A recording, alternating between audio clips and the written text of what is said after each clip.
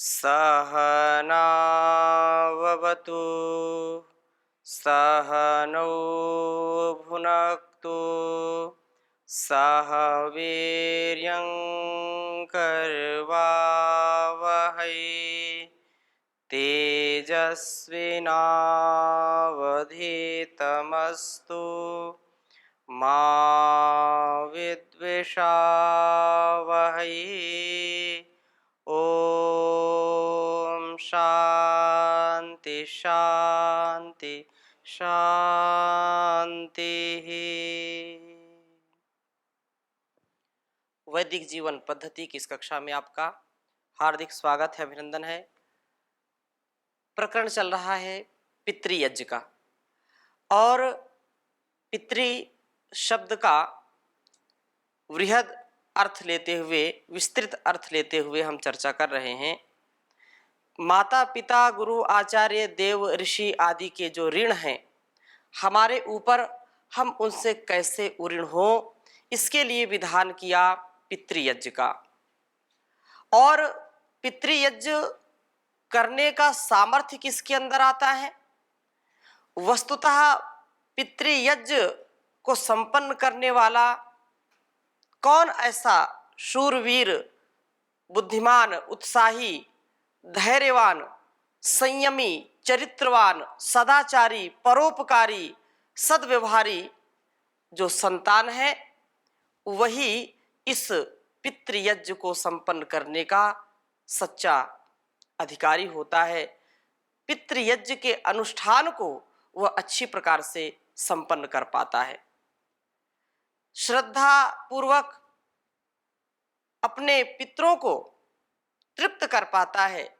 सच्ची निष्ठा से वह जो श्राद्ध है, जो तर्पण है, उसको अच्छी प्रकार से समझ करके इस जीवन को सार्थक करता है। लेकिन वह संतान जो अविवेकी है, अज्ञानी है, अल्पज्ञता में अपने जीवन को खोती है, भौतिकता के रूप में भौतिकता की ओर आकर्षित होकर के जो केवल भौतिक सुख की कामना करता है, या ऐसी संतानें जो करती हैं, संतति करती है, वो कभी भी माता पिता को तृप्त नहीं कर सकती है। कभी भी उसका जो भाव है तर्पण का, वो तर्पण कभी हो नहीं सकता। तर्पण सच्चे रूप में वही अर्पण कर सकता है जो इस जीवन को दिव्यता से जीता है। तो हम पिछले श्लोक में कुछ चर्चा कर रहे थे।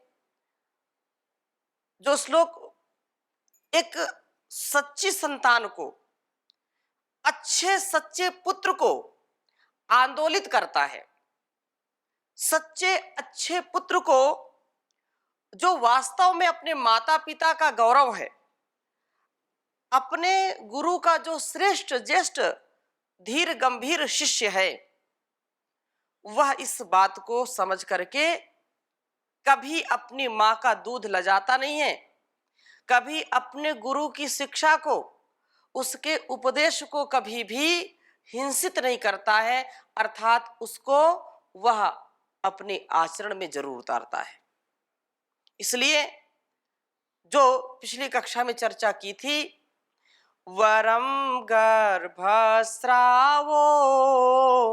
वरमपि च नैवाभिगमनम् वरम जातः प्रेतो वरमपि च कन्यैव जनिता वरम वन्ध्या भार्या वरमपि च गर्भेषु वसतिर्न चा विद्वान् रूपा द्रविड़ गुण युक्तोपि तनया। कहा कि ऐसी मूर्ख संतान नहीं चाहिए जो अपने कुल वंश का नाम रोशन ना कर सके। ऐसी संतान नहीं चाहिए जो कुल का कलंक हो। ऐसी संतान नहीं चाहिए, ऐसा पुत्र नहीं चाहिए जो अपने स्वाभिमान को, अपने कुल वंश के स्वाभिमान को जो ऊपर न उठा सके। इससे अच्छा तो क्या है कि गर्भपात हो जाए, गर्भ गिर जाए, ठहरे ही नहीं। मूर्ख संतान की अपेक्षा गर्भ ठहरे ही नहीं मां के गर्भ में, वो अच्छा है। और उससे भी अच्छा यह है कि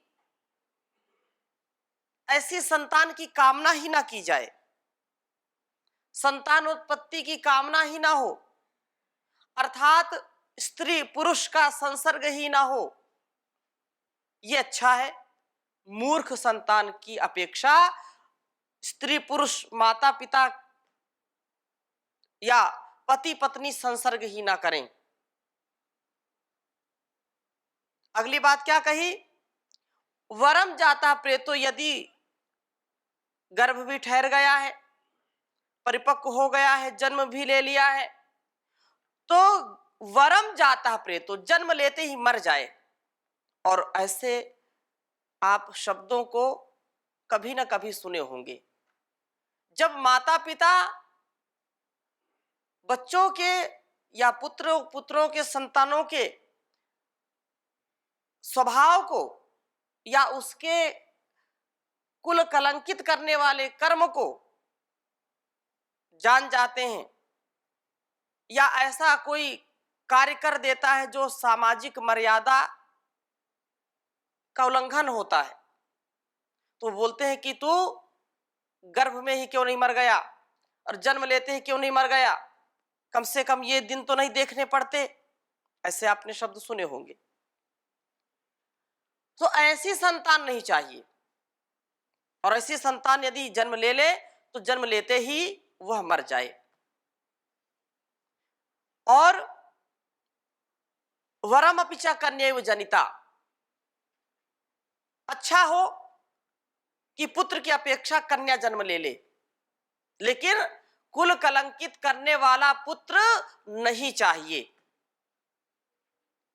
कन्या कनिदीप्त, कन्या बचपन से लेकर के वृद्धापन तक ममता की मूर्ति होती है, और पुत्र की अपेक्षा जब तक वो अपने घर में रहती है तब तक सेवा करती है, ससुराल जाती है तो भी सेवा करती है। इसलिए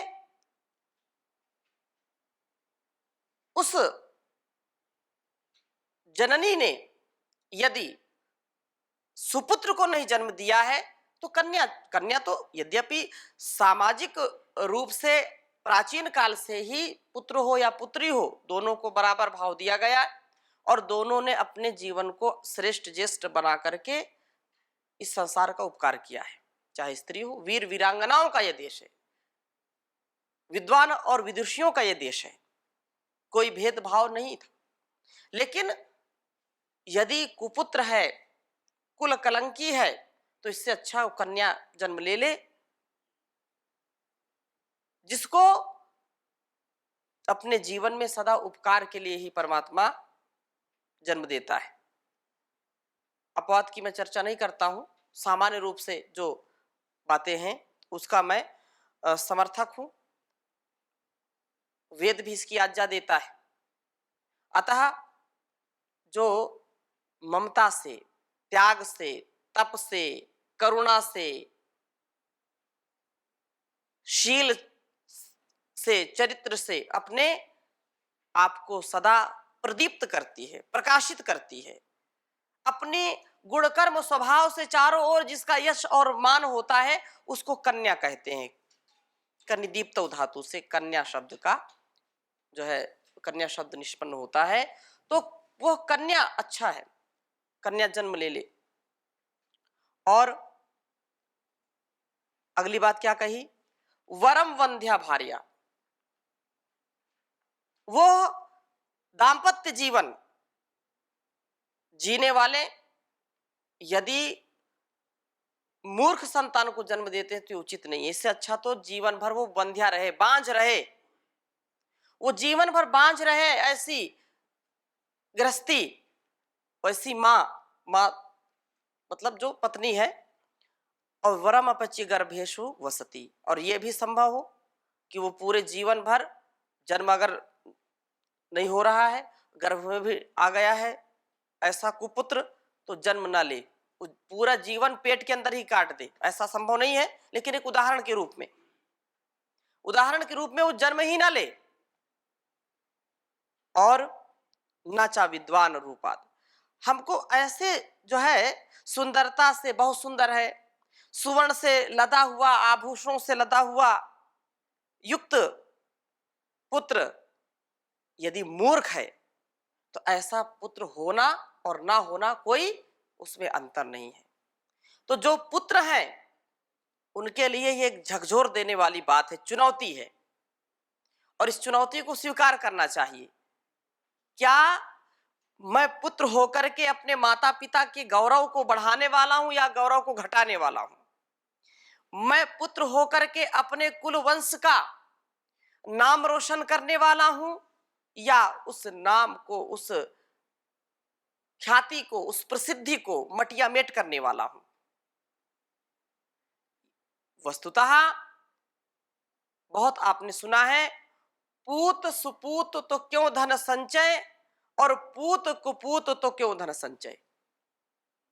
तात्पर्य है कि यदि सुपुत्र है तो माता पिता को कोई चिंता नहीं करनी चाहिए, उसको वह खूब हर प्रकार से धन धान्य से सुपुत्र अपने घर को भर देता है, यश कीर्ति मान सम्मान से अपने माता पिता का माथा ऊंचा कर देता है।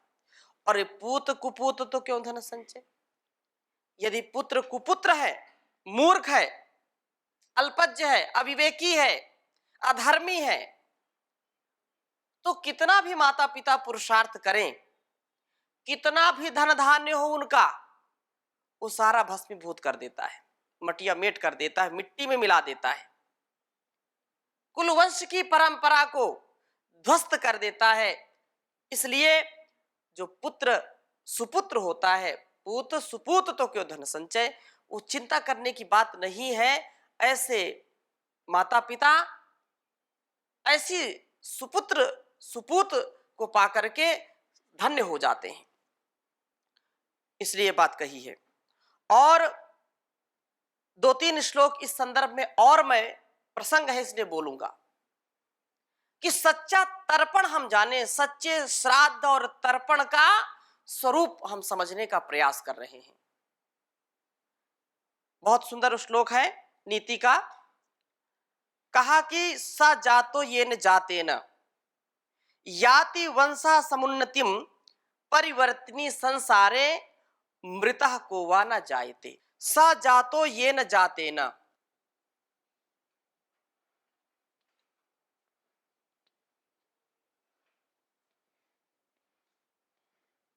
स जातो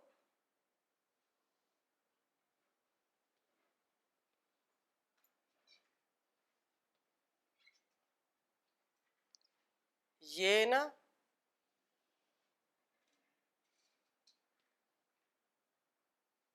जाते न,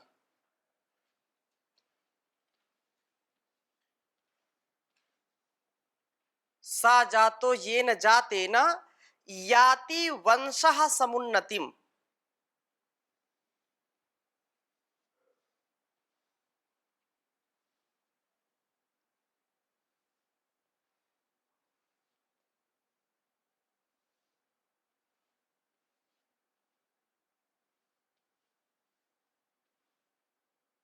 याति वंशः समुन्नतिम,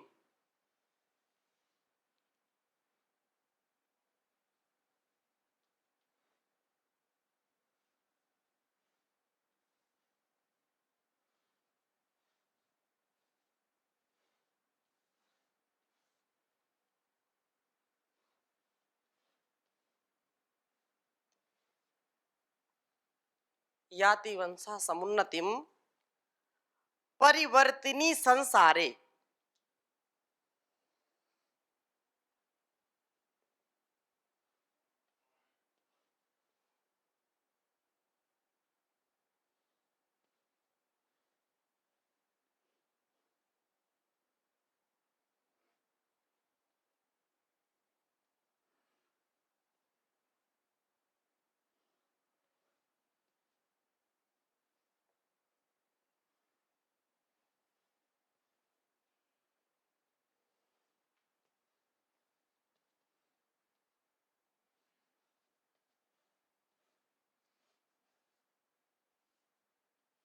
परिवर्तनी संसारे मृतः को वा न जायते।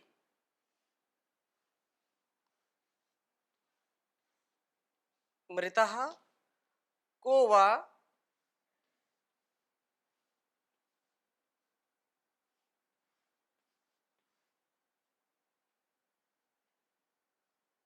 न जायते।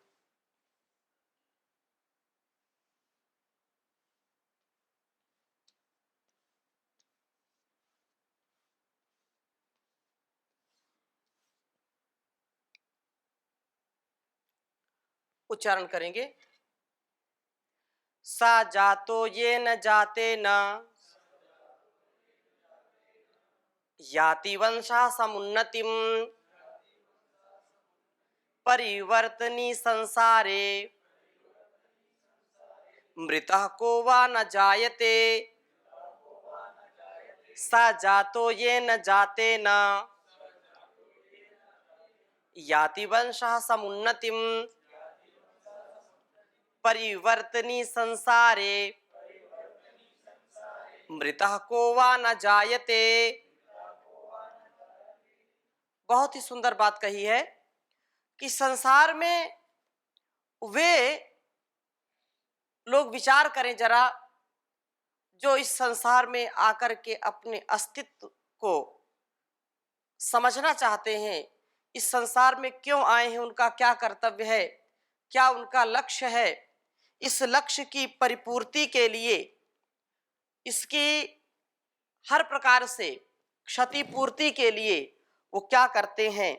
तो उनको विचार करना चाहिए कि सा जातो ये न जाते न, सा जाता जिस पुत्र के उत्पन्न होने से, ये न जाते न, ये न जाते न याति वंशा समुन्नतिम, ऐसा पुत्र, ऐसी संतान जिसके जन्म लेने से कुल वंश उन्नति को प्राप्त हो जाए,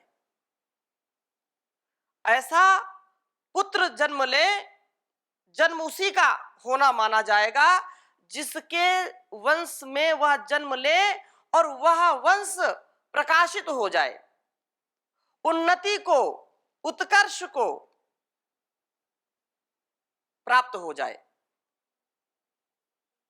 जो अधोगति में था, जो अवनति में था, जो निम्न जीवन या निम्न कहा जाने वाला कुल वंश, और उसके जन्म लेने से वह उच्च कोटि का कहाने लगे, वह जन्म जन्मांतरों तक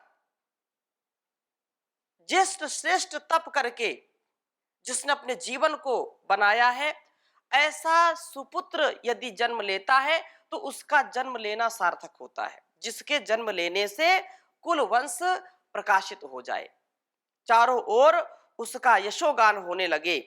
तो जिस पुत्र के उत्पन्न होने से वंश की बड़ाई हो, वह प्रशंसा का पात्र बन जाए, वह जानो उत्पन्न हुआ है, उसका समझो जन्म हुआ है।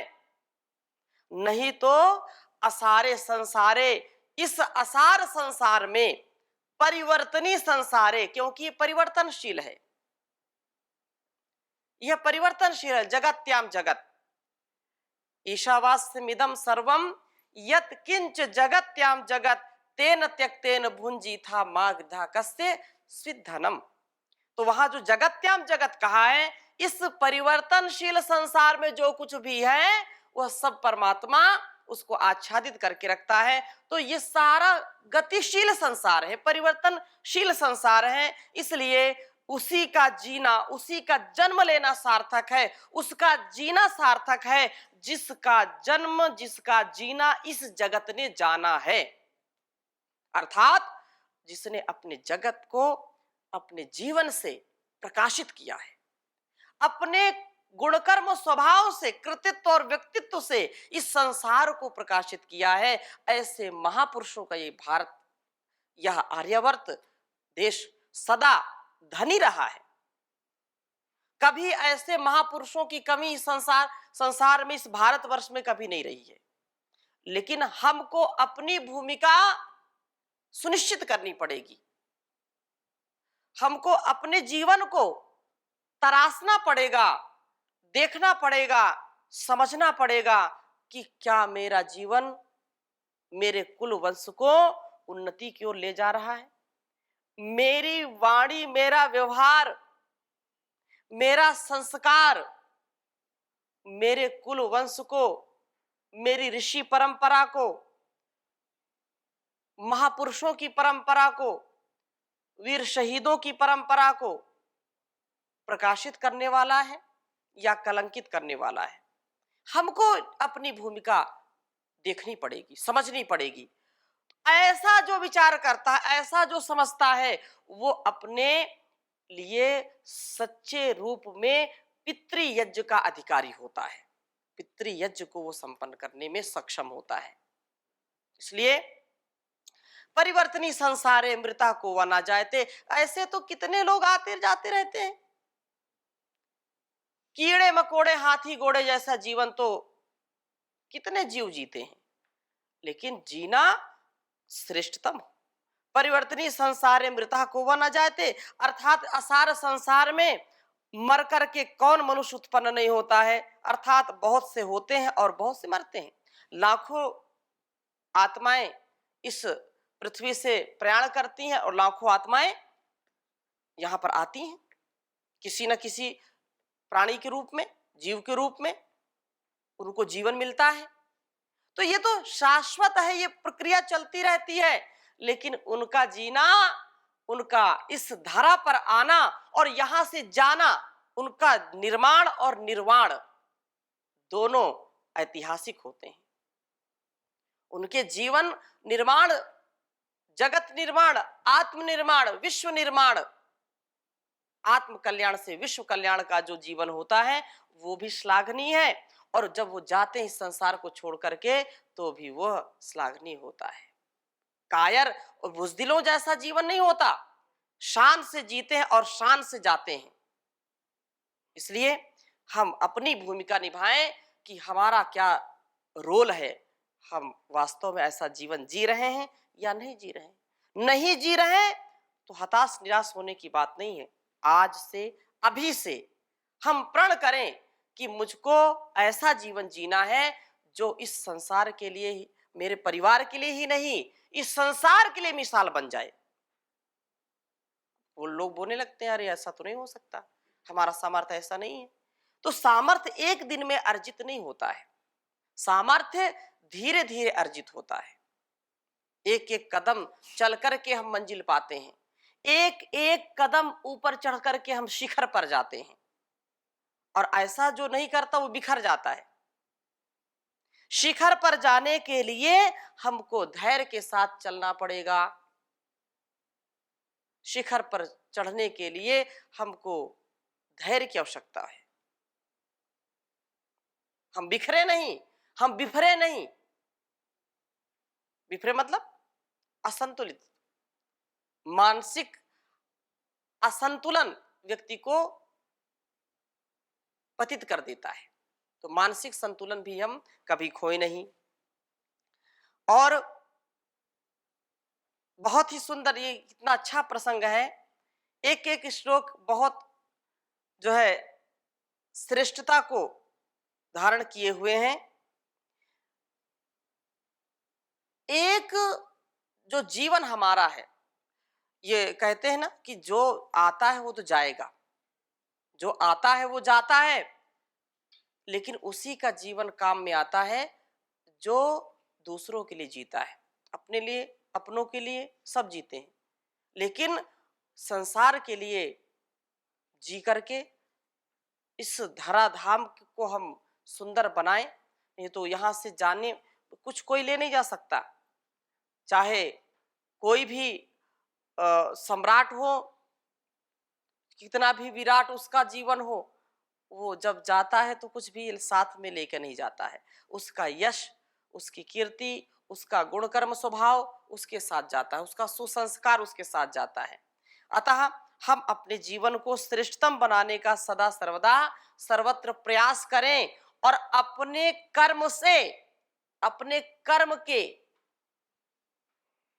द्वारा अपने कुलवंश माता पिता को सच्चे रूप में उनको श्रद्धा श्राद्ध उनका करें और उनको तर्पित करें, तर्पण उनको दें, अर्थात उनको तृप्त करें।